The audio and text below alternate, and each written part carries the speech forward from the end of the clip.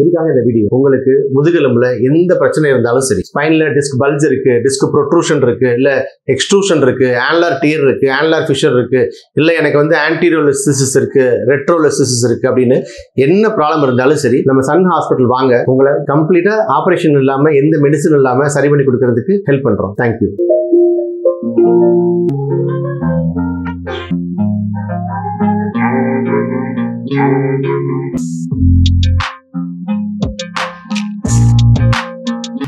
Hi, நான் doctor Jayachandran, Sun Hospital Madurai. Anterolisthesis அதாவது முதுகெலும்பு, முதுகு தண்டுவடம் ஒன்னன் மேல் ஒன்று விலகி இருக்குது. இன்னைக்கு நம்ம பார்க்க போற பேஷண்டோட கண்டிஷன் அதுதான். பேஷண்டோட பேரு திவ்யராஜன், வயசு 55, விருத்தாச்சலம். அவரு கடந்த 3-4 மாசமாவே ரொம்ப சிவியர் பெயின், நடக்கவே முடியல, கிட்டத்தட்ட படுத்த படுக்கையா இருந்திருக்காரு. 2 மாசம் படுத்தே பெட் ரெஸ்ட் எடுத்திருக்காரு. கம்ப்ளீட்டா 2 மாசம் படுத்து பெட் ரெஸ்ட் எடுத்ததுக்கு அப்புறம் கொஞ்சம் பெயின் பரவலாம குறைஞ்சிருக்கு அவருக்கு. அதாவது பேக்ல கொஞ்சம் டைட்ஸ்ல கொஞ்சம் பெயின் குறைஞ்சிருக்கு. ஏன்னா நிக்கவே முடியாம இருந்திருக்காரு. பாத்ரூம் போக, சாப்பிட, படுக்க, இது மட்டும் தான் அவர் பண்ணிட்டு இருந்திருக்காரு. பட் கொஞ்சம் கொஞ்சமா அந்த பெட் ரெஸ்ட் எடுத்து கொஞ்சம் அந்த பெயின் குறைஞ்சதுக்கு அப்புறம் அவருக்கு நிறைய இடத்துல ஆபரேஷன் தான் பண்ணணும்னு சொல்லியிருக்காங்க. இல்ல மெடிசின்ஸ் நிறைய கொடுத்திருக்காங்க. அவருக்கு மெடிசின் சாப்பிடறதுக்கு இஷ்டம் இல்ல, ஆபரேஷன் பண்ணிக்கிறதுக்கு இஷ்டம் கிடையாது. அவருக்கு கொஞ்சம் சுகர் இருந்திருக்கு. சோ அதனால என்ன சொல்லிருக்காங்க, ஹாஸ்பிட்டல் சுகர் இருக்கிறதுனால தான் இதெல்லாம் சேர்ந்து வந்திருக்குன்னு சொல்லியிருக்காங்க. எல்லாத்தையும் கேட்டுட்டு கடைசி நம்ம ஹாஸ்பிட்டல் வந்தாரு. பட் இங்க அவரால் ஒரு 5 நாள் தான் இருக்க முடிஞ்சது. இந்த 5 டேஸ்ல அவரை கம்ப்ளீட்டா கிட்டத்தட்ட ஒரு 85% சரி பண்ணி கொடுத்துட்டோம். என்னன்னா அவருக்கு இருக்கிறதே சிவியரா ஒரு பெயின் இருக்கும்ல, அவருக்கு அந்த குளூட்ல பட்டக்ஸ்ல ஒரு சிவியர் பெயின் ஒன்று, ரேடியேட்டிங் பெயின் அவருக்கு இருந்திருக்கு. அது ரொம்ப குத்துற மாதிரி அழுத்துற மாதிரி ரொம்ப இருந்திருக்கு.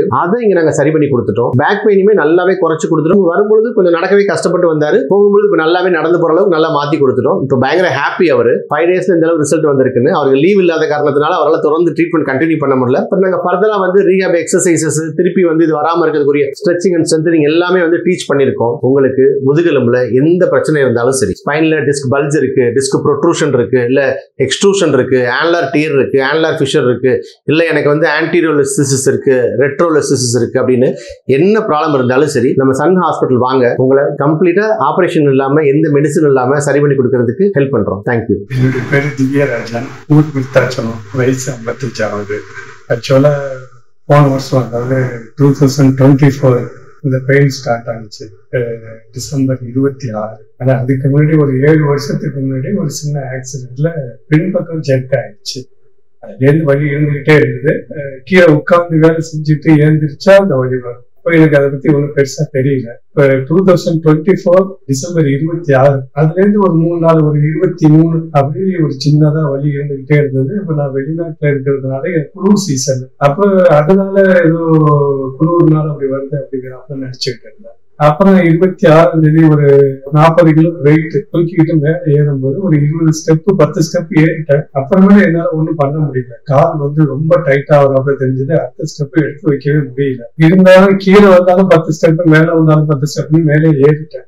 அன்னைக்கு ஒன்றும் பிரச்சனை இல்லை.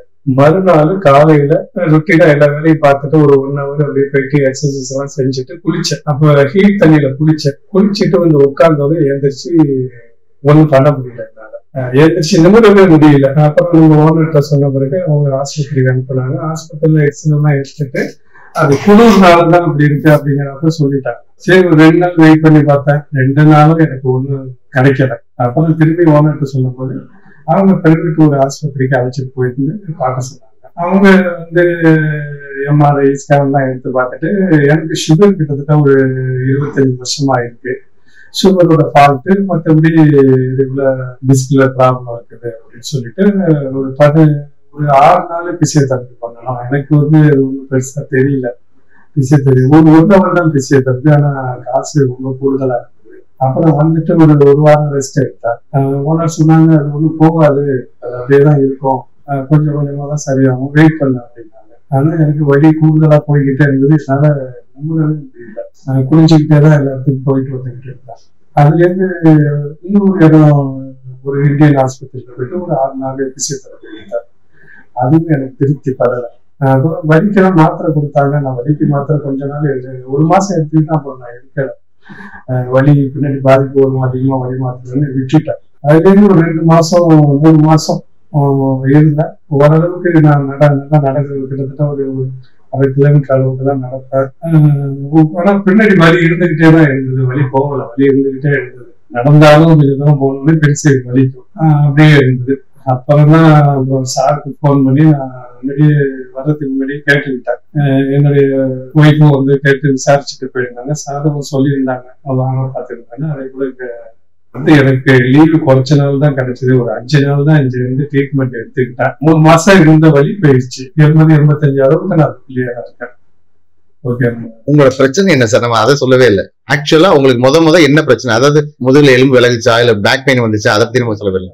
அதாவது என்ன பிரச்சனை, அதாவது டிஸ்க்ல ப்ராப்ளம் டாக்டர் எம்ஆர்ஐ எடுத்தாங்க, ஸ்கேன் எடுத்தாங்க, பார்த்துட்டு சொன்னாங்க 2வது சுகர் இருக்கிறதுனால உனக்கு அப்படி இருக்குங்கிறப்ப சொன்னாங்க. அது போகவே இல்லை.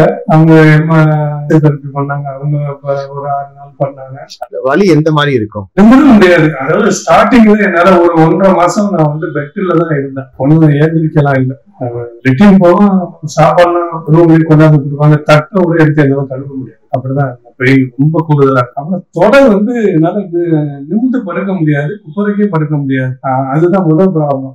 நான் வந்து காலை நிமிந்து படுக்கிறதுக்கு எனக்கு கிட்டத்தட்ட 2 மாசம் காலை நேரம் நிறுத்தவே முடியாது. அப்புறம் அந்த படுத்து படுக்கிறதெல்லாம் நான் மறந்தே போயிட்டேன். அது என்னால முடியவே முடியாது படுத்து படுக்கிறதுல. அப்புறம் ஒரு 2 மாசம் அதாவே கொஞ்சம் கொஞ்சமா ரிலீஃப் ஆனிச்சு. நான் வந்து அதுக்கு பெருசா எடுத்துக்கல. ட்ரீட்மெண்ட்ல எடுக்காம ரெஸ்ட் மாத்திரம் எடுத்துக்கிட்டு இருக்கும்போது அதான் கொஞ்சம் கொஞ்சமா ரிலீஃப் ஆனிச்சு. ஓரளவுக்கு ரிலீஃப் ஆயிடுச்சு அப்படின்னு நினைச்சிட்டு இப்ப 1 மாசம் லீவ் கிடைச்சது. அந்த லீவ்ல இன்னும் கொஞ்சம் நம்ம கிளியரா வந்துடலாம் போயிட்டு அப்படின்னு சொல்லிட்டு தான் ஆஸ்பத்திரிக்கு வந்து பார்த்தேன். இப்போ நீங்க 5 நாள் இருந்திருக்கீங்க.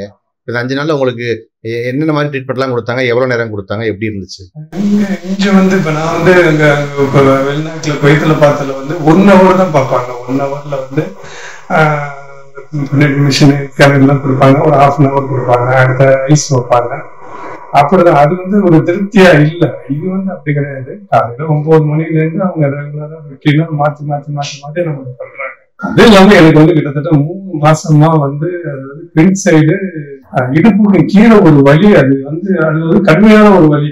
அந்த வலி எனக்கு போகவே இல்லை. எல்லா வலியும் போனிச்சு, ஆனா அந்த வலி போகல. அதே ஒரு கொஞ்சம் தூரம் நடந்தாலும் அந்த வலி வந்துடும். அது இருந்துகிட்டே இருந்தது. நான் பெல்ட் யூஸ் பண்ணிக்கிட்டே இருந்தேன். பெல்ட் யூஸ் பண்ணாலும் அந்த வலி போய்கிட்டே இருந்தது. இப்ப இந்த 5 நாள்ல எனக்கு அந்த வலி ரிலீஃப் ஆயிடுச்சு. எனக்கு இம்பார்ட்டன்ட் அதுதான் முக்கியமா இருந்தது. அந்த வலி போயிடுச்சு. மற்றபடி எல்லாம் நார்மலா ஆயிட்டாங்க. சின்ன போறது, எக்ஸசைஸ் செய்யும்போது வர்றது போறது அப்படிதான். சரிங்க சார். ஓகேங்க சார். Thank you sir.